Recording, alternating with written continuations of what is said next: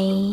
In front of me is iPhone 15 and today I would like to show you how you can turn on or off location of this iPhone.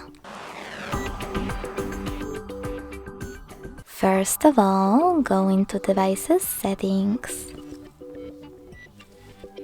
Then scroll down to access Privacy and Security. Following that, select Location Services at the top and click on the gray sweater next to Location Services in order to activate them. As you can see, after that, location is on.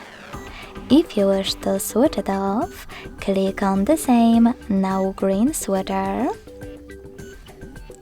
and confirm your choice in the pop-up by selecting Turn Off.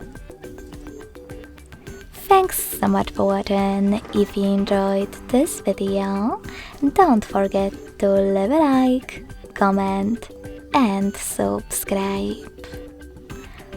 Bye!